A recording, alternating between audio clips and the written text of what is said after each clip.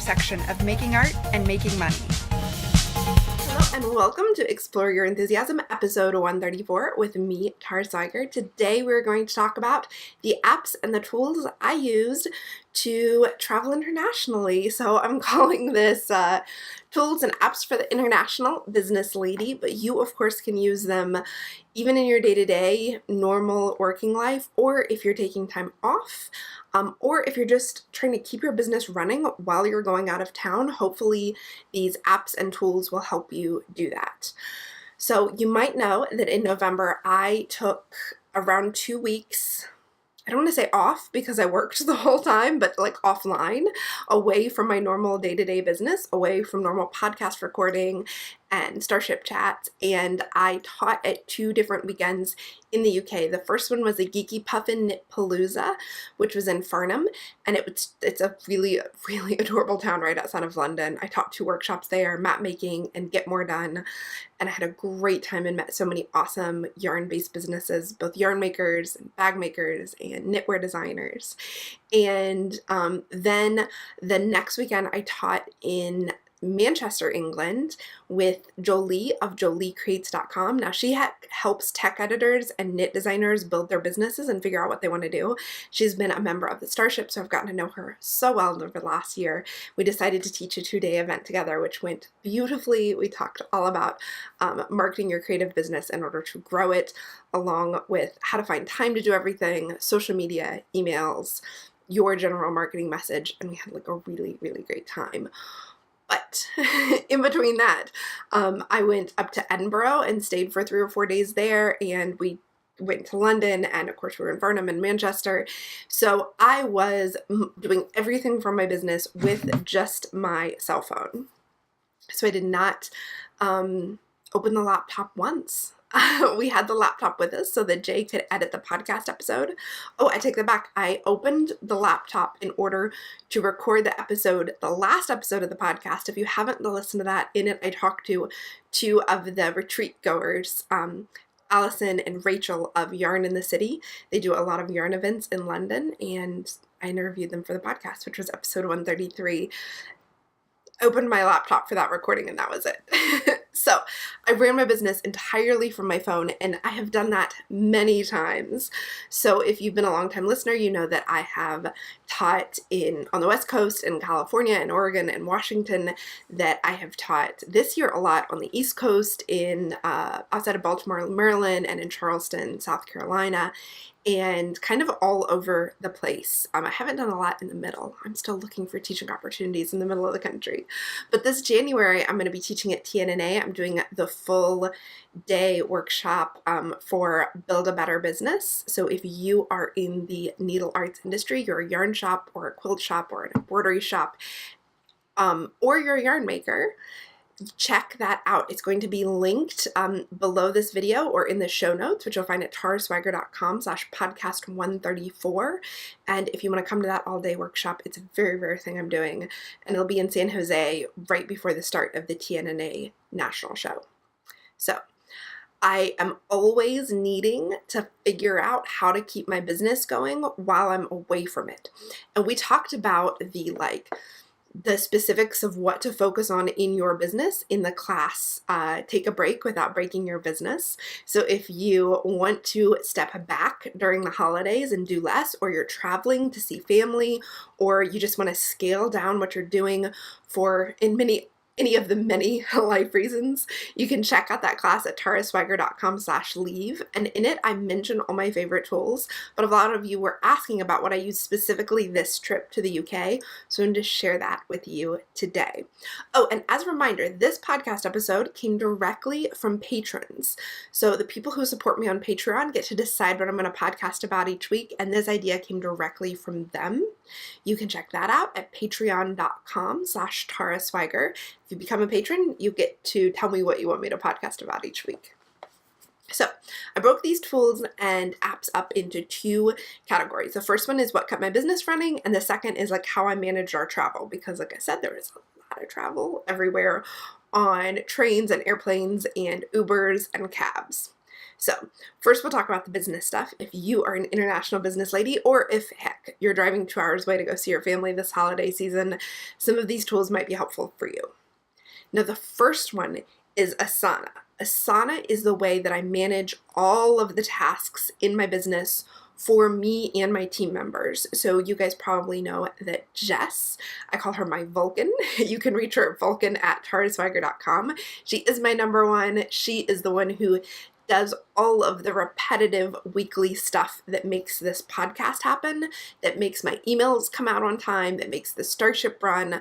So everything from putting the audio link in the podcast episodes, taking the podcast description from what I've put in the blog post and also putting it on YouTube, putting the videos in the right channel on YouTube, all of the things Jess does that keeps just the weekly repetitive things happening. And I also have Jay, who edits this video. Hi, Jay.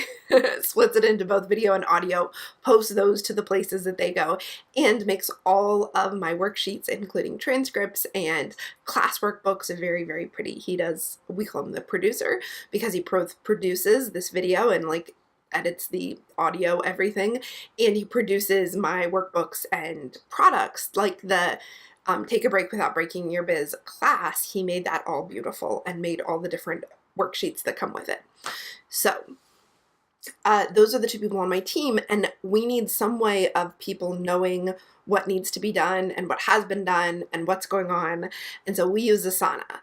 It's Asana, but again, I'm going to link to everything in the show notes, which you'll find at tarazweiger.com/podcast134. Or if you're watching this on YouTube, you can click below to get there. And if you're listening to this on your device, the description that you see on your device should be able to take you directly to the show notes.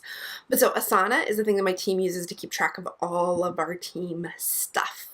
And what's great is that you can take a task and assign it to me, and then when I'm done with it, I mark off my steps and then assign it to Jess, and she marks off her steps and then assigns it to Jay, and he marks off his steps. And then either it repeats, which most everything we do in the business repeats, or it's like just all done. So when we're getting ready for the trip, once I mark the things done, I mark the things done. I also use Asana to remind me to do everything, even when it has nothing to do with other people. So buying the train tickets, buying the plane tickets, making the budget, all those kinds of things that are really just me alone, my task to do, I put them in Asana. When I have an important email, I need to get back with somebody, or I need to have a planning meeting with somebody, I put it in Asana to remind me. So I do not keep my email inbox as my task list. If somebody sends me an email and it needs me to do an action, I put the action in Asana. That makes sure that I don't have to keep opening my email to remind myself what to do. I instead just have Asana open.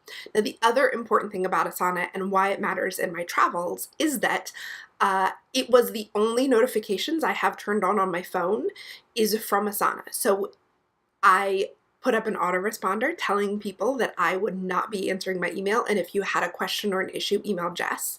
And then what Jess did is she put together everything that could wait, that wasn't like a rush message, in one document for me to deal with when I get back. And then she messaged me on Asana anything that was important. So if somebody had a question who purchased something and I needed to answer the question, she could ask me, and then I would answer it to her, she would answer it to them. Now, because Jess has been with me for years, she can answer almost every issue that comes up in my business. So like, I can't download this PDF. I don't know how to access this class. I didn't get the right link. She is empowered to do all of that. But if it's something that she doesn't know the answer to, like something's not working that should be working on my side of the website, she'd ask me on Asana, I would get notified of that. Just so you know, I didn't check my email for something like 16 or 18 days, and there was only one thing that Jess had to message me about in all of that time. Nothing else important came up. So that's just a reminder to let you know. And I have hundreds of ongoing customers in my business, students who are in the Starship or in Liftoff, and yet nothing exploded or needed my attention. So it's just something for you to keep in mind. If you set up systems and you know what you need to do in your business and you have a way of dealing with it, there's very rarely something that comes up that absolutely needs your immediate insight. So that note is also for myself, because often it's very easy to feel like, oh no, I can't step away from my inbox. I can't step away from my business. It will all fall apart without me. And that's just not true if you set it up to be sustainable, which we talk more about in that leave class, which you can find at tarasweiger.com/leave. Now, Asana tells Jess what to do when I'm gone. It also tells me what to do when I sit down to work. And it lets me not have to be in my inbox. And I love that it works super, super well on my phone. So it will send me notifications on my phone, but also the app itself, I can open it up. I can just see my tasks. I can just see my alerts. I can also send conversations to Jess or Jay. Of course, I'm married to him, so most of our conversations happen in real life. And that is, it just works really well. I don't need to use my computer at all to stay on top of things and even to work and to know what work needs to be done. So,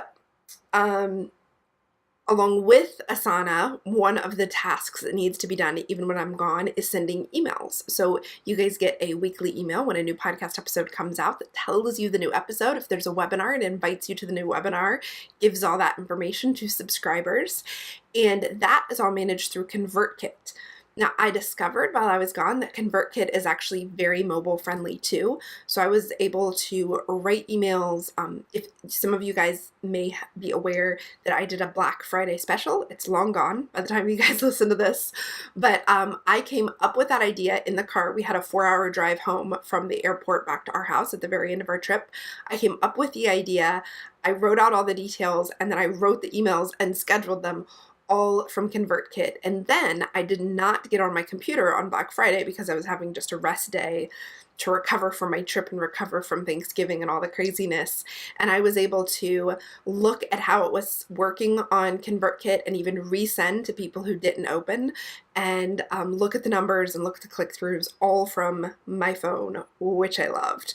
So ConvertKit is what we use for email subscribers and emails, and so that's another tool that I used on my trip, is just to open it, make sure it's all working, do any edits that Jess needed me to do, all very easy to do from my phone. So that's emails, as in sending emails. As for checking emails, I did not check them the entirety of my trip. And what I did, and this is like a trick, I guess, is I moved my email app all the way to the last page on my phone. So you know how you can move things from one page to another? I put it on the very last one, all by its little lonesome self, so that I did not get tempted to open it up, because if I see it, I get tempted. The other thing is I have all notifications turned off. So my email, no matter how many emails I have, there is no number that shows up in its corner. Here, I'll show you. If you're watching the video, you can see that there is no number that pops up. I have emails in there now, but they're not alerting me. I don't need to know, because I check my email at specific times, and I deal with all of them every time I sit down to deal with my email. So no notifications. That was super important in me not feeling like I was behind all the time. The same is true for all of my social media. So all of my social media apps are together, and none of them have any notification numbers that pop up. So they're not telling me when I have likes, when I have hearts, when I have comments, when I have messages. Now this means that social media is not an effective way for you to ask me a question. The most effective way is for you to email the team, vulcan@tarasweiger.com. So direct messages on Twitter, direct messages on Instagram. On Facebook, I don't have the messaging app, so I can't do Facebook messages from my phone at all. So those aren't effective ways of reaching out to me. And I've made that very clear on my About page and on my contact page. And then I set up those boundaries. And by not ever responding immediately to those messages, it creates the boundary and the understanding that that's not an immediate way to get to me. So, that, not having those notifications, super important in taking time away from your business. So important. Now, you might be wondering how I kept all of it still going, because social media is one of the biggest drivers of traffic to my website. And how did I keep my website and my podcast and everything kind of alive while I was away from it? Well, I use a couple scheduling apps. So the first one is CoSchedule. CoSchedule I use as a WordPress plugin. I believe it plugs into other things as well, maybe Squarespace too. I use it as a WordPress plugin. When I write a blog post or make a podcast episode post, it shows up right under that post where I can schedule messages to Twitter and Facebook. And we do that at the time that we make the podcast episode. So every podcast episode has its own post on my blog, on my website, and right when we are writing that and linking that and adding the image and the video to that, we also write the messages there. Now, these messages then go out on a schedule. So like when a post goes up, a new podcast episode, there's a tweet that goes out that says a new podcast episode is up, and it says the title and then it links to it. And then a couple hours later, it does the same. And then maybe a month or a week later, it does the same. The same is true on Facebook. When it goes live, we do the entire, like all of the words from the post. And then, to read more and find the links, go back to this. Then a couple hours later, we say like new podcast episode. And then a month and a week later, we link back to it. Because what I found is that just because I wrote or created something a month ago doesn't mean A, that everybody saw it, and B, that it matters that it's a month old. So what I have actually found is my tweets that get the biggest number of retweets are 2 posts that are a month or 2 old. Because either the person is retweeting it because they had a chance to listen to it or read it when it came out and they liked it and they're like, oh yeah, that was good, I am going to retweet that. Or they just are now finding it. Because here's the really important thing to remember. Nobody sees, I was going to say a tiny percentage, but the truth is nobody sees all of your social media messages that you're posting. A tiny percentage sees just one post, right? So on Facebook, it shows you, maybe 100 or 200 people have seen your post, or maybe it's 20 people have seen your post, even though you have 1,000 people following you. The same is true on Twitter. Twitter doesn't necessarily, actually, I think if you click through, you can see those stats, the number of people who saw it. So I have something like 4,000 people following me on Twitter, and each post is seen by maybe 100 people. So that means that you need to post it a couple times to be sure people in different time zones and people in different areas and people who are just online at different times see it. So I use CoSchedule to make sure that every blog post or podcast episode gets the chance to be seen by a bigger number of people. And those people are people who are already following me, so they want to see it, or else they wouldn't be following me on that social media tool. So I use CoSchedule to do that. And then to share just like random tweets, oh, have you seen this new book? I just read this great article. I use Buffer. Buffer lets you create a timeline of when you want your tweets and Facebook posts to post. And then every time you add something to Buffer, it adds it to the queue. And that lets me do some internet reading for a half hour, find a handful of posts I want to show, but instead of like flooding Twitter and Facebook with 12 posts I just found, it instead drips them out slowly. So A, it allows me to be more consistent on those tools, and B, it allows me to make sure that more people are seeing a variety of the stuff I'm sharing. Because if you only ever share things at 10 a.m. on Monday when I'm actually reading the internet, then only the people who are online right at 10 a.m. Eastern time on Monday are going to see that. And as I've learned with my UK trip, that's just missing a ton of my people and probably a ton of your people too. So I use CoSchedule for the podcast and blog posts, and I use Buffer as just the sharing everything. What's great about Buffer is that I have the app on my phone, so I can edit my queue from wherever I am. And also there's actually a share button on, okay, I'm going to show you if you're watching the video. Okay. So when you click share,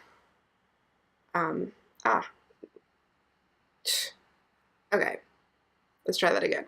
When you click share at the bottom, see, Buffer is one of the first options. So I could share this thing that was actually my video thing. I can share it to Facebook and Twitter, and you have the option of sharing right now or adding to your queue. So in all of the random little moments I had of reading the internet, I was able to fill up my queue and keep kind of communicating with my people. But again, it's also okay if you just take a break from those tools. But if you like sharing stuff on Twitter and Facebook and you keep finding stuff to share, but you don't want to share it all at once, Buffer is a good option for spacing out your queue. Now, the last social media tool that I really used more than any other while I was offline is Instagram. And the way I managed to not forget to post on Instagram is I use the app Later. So Later lets you import photos and then schedule them along with your comment or your description or your caption, that's what it's called, from within the app. And it doesn't post for you, but it will pop up a reminder on your phone if you have the notifications turned on to remind you to go post it to Instagram. So I do this. This is the way I remember to take part in Saturday Night Craft Along every Saturday. Every couple weeks I take part in Friday introductions. I queue those up and later ahead of time, and then it reminds me to post it. Sometimes I write the whole caption. Sometimes I just write a note to myself. Sometimes I just pick a photo. Sometimes I pick random photos. Like if I know I'm going to have a really super busy week and I'm going to forget to post, I will just pick random posts as kind of placeholders to remind me, hey, post now on Instagram. When I have a launch, this is how I make sure that I post a couple times on Instagram about the launch. Otherwise, I would forget, or I'd feel like, oh, people are tired of hearing of that. Or I would forget to post images in between. So it's important to me that my grid, when you go to my Instagram, looks kind of pretty and cohesive. And so I don't want 2 sales messages and then a random image, then another sales message, because that will mess up how the grid looks. I like to keep a photo or 3 in between each like text-based image so that the layout stays cohesive. But in order to do that and remember to do that, because I'm not thinking about Instagram all day long, I use the app Later to kind of lay them out ahead of time and schedule them and plan for them. So those are the social media apps that I use while I'm gone. I can use all of them from my phone. They don't require me to get online at all to make them work out. And now, one other thing I use is a Tailwind. So I use a Tailwind app, which I learned about from Caitlin Batcher a year ago when we were at Schoolhouse Craft Conference in Seattle together. I use that to, whenever I find something I want to pin, and it also has, like, I can share it directly from my phone. Instead of sending it directly to Pinterest, I send it to Tailwind, and Tailwind is like buffer. It has a queue. So that also, once a week, I will go and pin my own new podcast and blog post images, and they get added to the queue. And then I kind of mix them up with my other posts that I want to post on Pinterest that aren't my own content. And that way, if you're following me on Pinterest, you don't just see my post, my post, my post. You see like my post mixed with a beautiful Thanksgiving table, mixed with a beautiful recipe, mixed with Caitlin Batcher's most recent post about Facebook groups, then my post. Now, Pinterest has gone away from a timeline, so it's not like you're seeing things people are posting right away, but I found that mixing it all in makes them all more likely to be seen. So I use Tailwind to do that. It also gives you a lot of stats that are very useful, so I pay for the yearly plan of Tailwind. Again, I'll link to this in the show notes so you can go right there, see what I'm talking about. That's called Tailwind.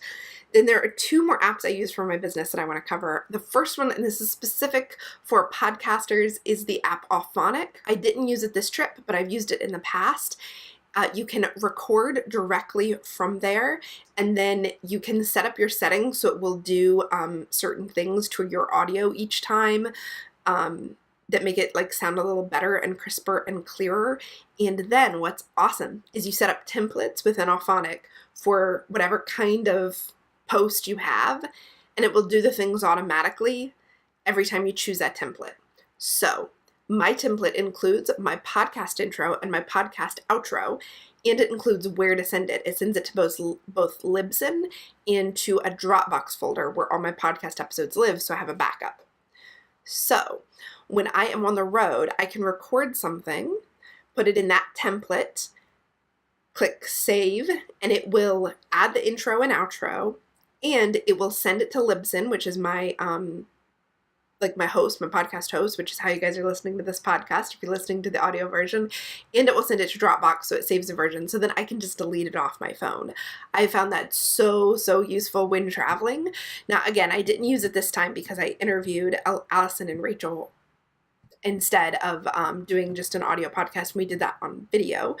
But whenever I am short a podcast episode or in need of one quickly, it is great to be able to use my phone. Now, I have had one iTunes reviewer comment on the quality of my podcast audio. That was back when I was using Auphonic exclusively, and I think I recorded one in the car, and I even say I'm recording it in the car. She commented on the quality. So there is a difference in quality from recording it here sitting at my computer with my Blue Snow mic and recording it in the car on Auphonic. But In order to stay consistent, it's more important to me to be consistent and have good quality content than it is good quality audio.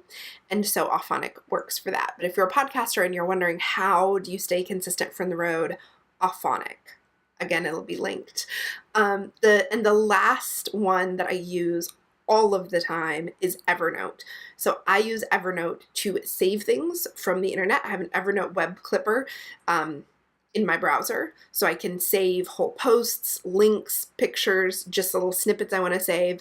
And I also use it on my phone all the time. I use it as like my note-taking app. So if I ever want to take a note and remember something, I use Evernote.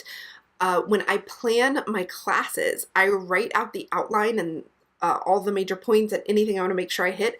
I write it on my computer in Evernote, and when I open my phone, it's there in Evernote. When I open my tablet, like for a while I had an old iPad, and now I had a Kindle Fire, which by the way I left on my plane, so I haven't gotten that back yet.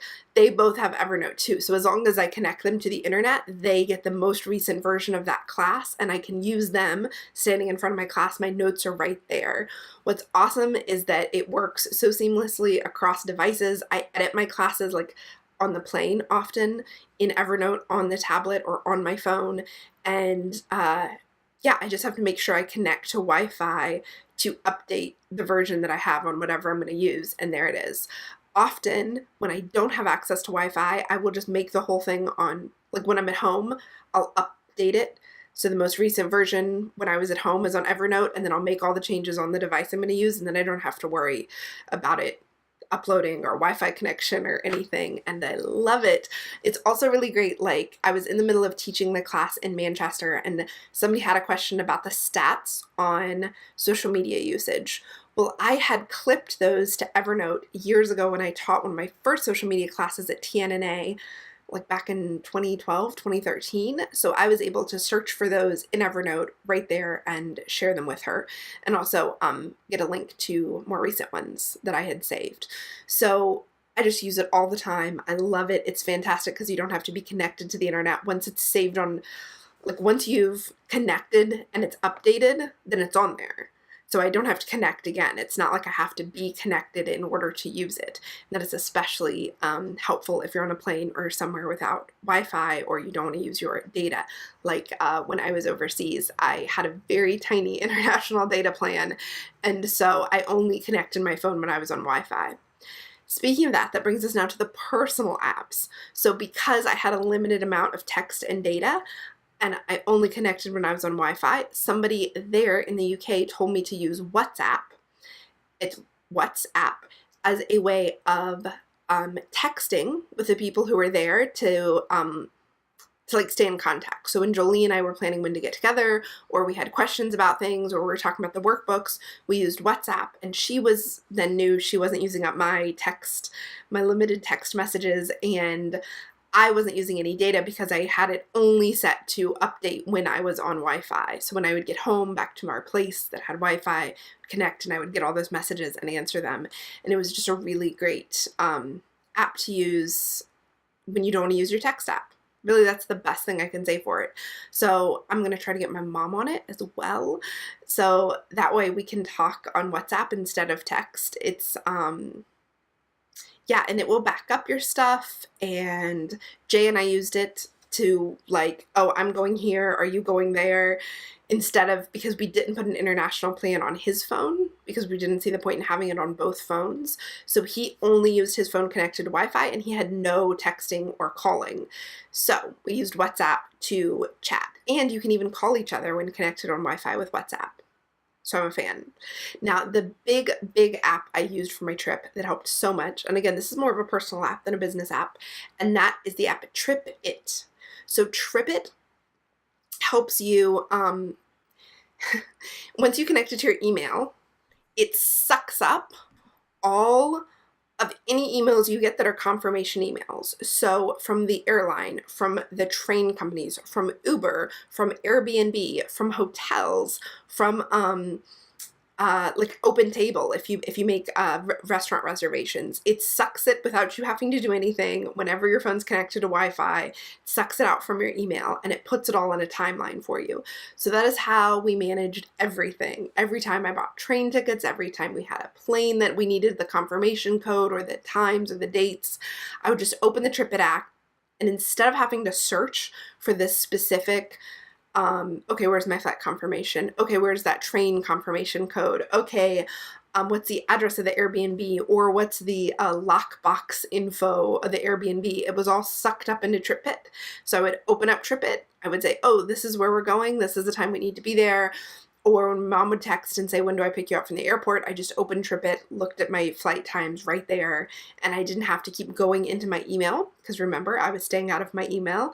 And I also, I don't know, it's just easier. It just all shows up in a timeline. If you're watching the video, I will show you what that timeline looks like.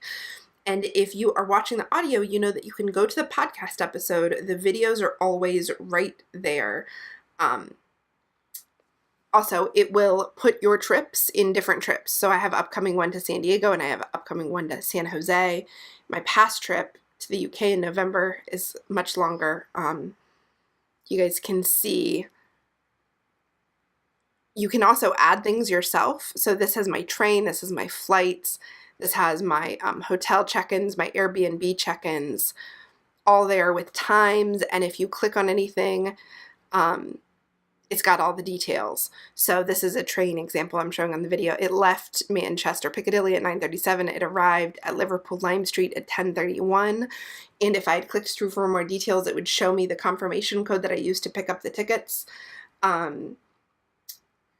It had my checkout times, my hotel, my Airbnb information, all right there. I'm comfortable showing you this now because I'm not staying there. So the address and the details, and when the person sent me like, use this key code to get into the lockbox, I saved that in TripIt, so I had it all in one place.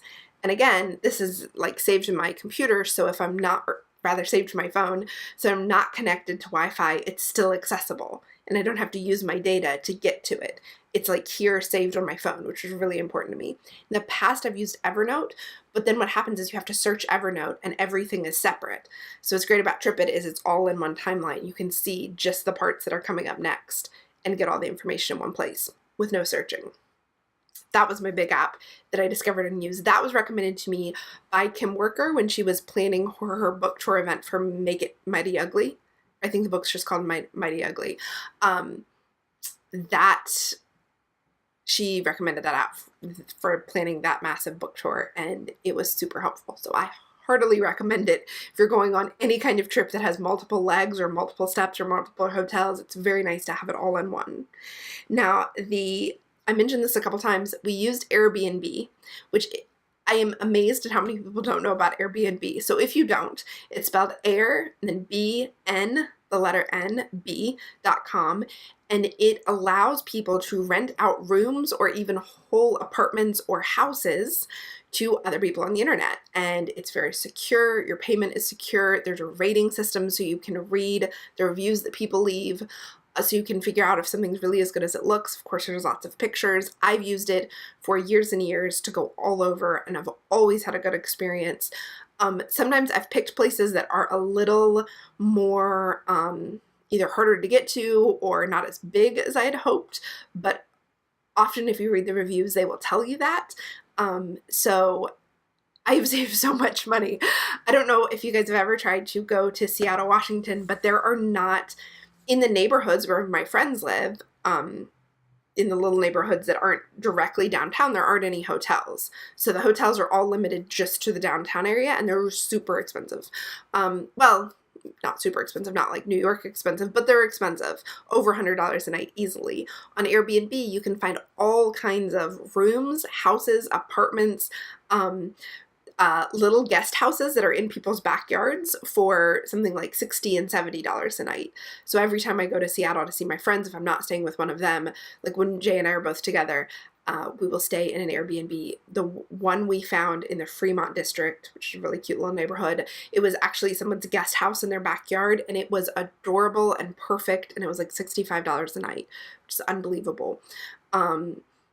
The same thing in Edinburgh. We stayed in a really nice, it was a total flat, with its door that opened to the outside. It was right next to Edinburgh Castle. So when we walked out each morning, you walk up a little flight of steps that are outside, and there's Edinburgh Castle right there. The Green Market was right to our right.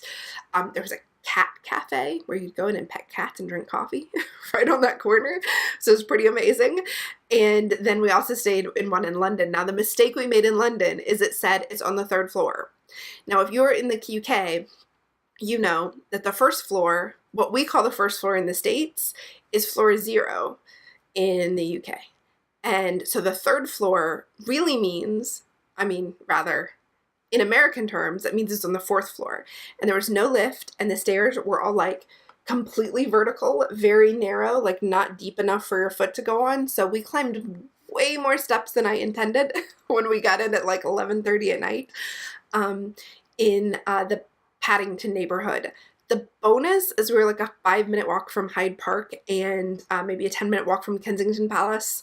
So we were able to get up in the morning, walk, have an amazing meal at Pharmacy, which is a fancy place. So it's all like vegan, vegetarian food, and then walk to Kensington Palace and then walk all through Hyde Park, which was lovely. And our Airbnb was right there. But it was up many, many, many more flights of steps than we had anticipated.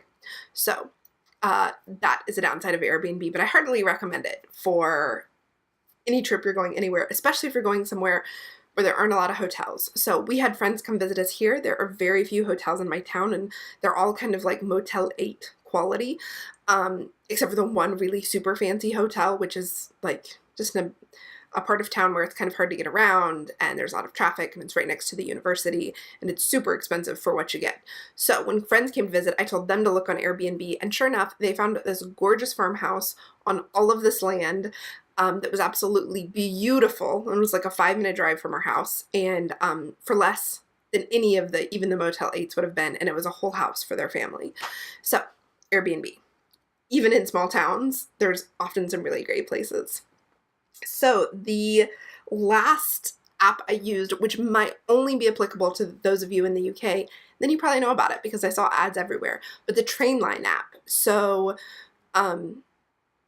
Allison of the Yarn in the City Girls, who I interviewed in last week's episode, she told me about Trainline. I had been using just the National Rail Line app and website, but Trainline connects to that, but also connects to the tube and has all the tube maps, and it lets you very easily, you put where you are, or it will even tell where you are based on your location and where you want to go, and it will give you all of the options, and you can narrow down the options in a lot of really great ways, and it will show you when it's cheaper. So maybe when you want to go at like 9 a.m. isn't the cheapest time to go, so it'll tell you that, like you could get it cheaper if you left a half hour earlier, you could get it cheaper if you left 2 hours later, and I found that super helpful in both planning my trip and in like it like put all the details, just like TripIt, it kind of had all of the details right there. So even if you were in the tube, not connected to the internet, it would still pull up what I needed to know for the tickets that I bought or where I was going to get off. It was also updated with the line closures because the Circle line was closed in some places,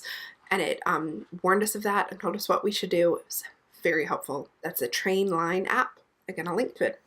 So those are the apps and the tools that I used to be offline, to travel all around a country I've never been to before, and to keep my business going. So what's interesting is that, as you know, I took 2 weeks offline away from running my business online, but I still put out the podcast and emails. And when I was driving home, I had the crazy idea to do the Black Friday special. I came up with the idea on Wednesday, talked about it just a little bit on Wednesday and Thursday, and then had it on Friday. And even with all of that time away from my business and offline, I was still able to have a super successful Black Friday special, which leads me to believe that it is okay to take time offline and away, and that if you have systems and you have apps and you are able to stay on top of things and implement and still give people what they expect, you can step away from your business and still step back to it and still have the same business.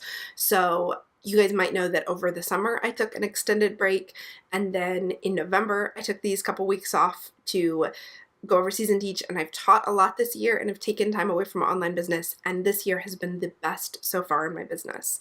And I say that not to talk about how great my business is, but to tell you, even with taking time off, even with stepping away, if you put in place systems and you use your time as carefully and as effectively as possible, it's possible to spend less time in your business and it still grow.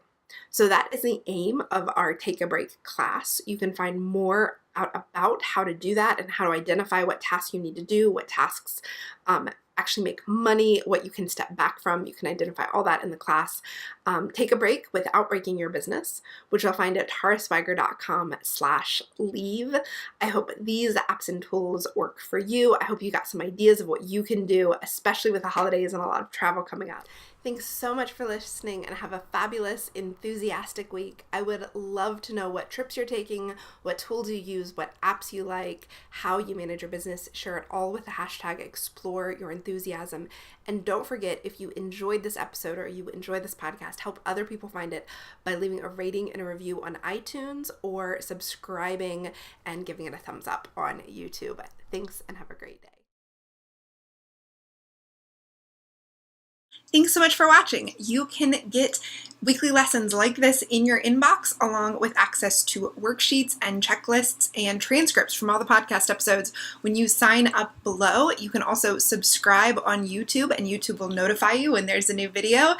And you can follow me on Twitter or Instagram. If you do, be sure to say hello or leave a comment below the video to let me know you're there. Thank you so much for watching and have a very enthusiastic day.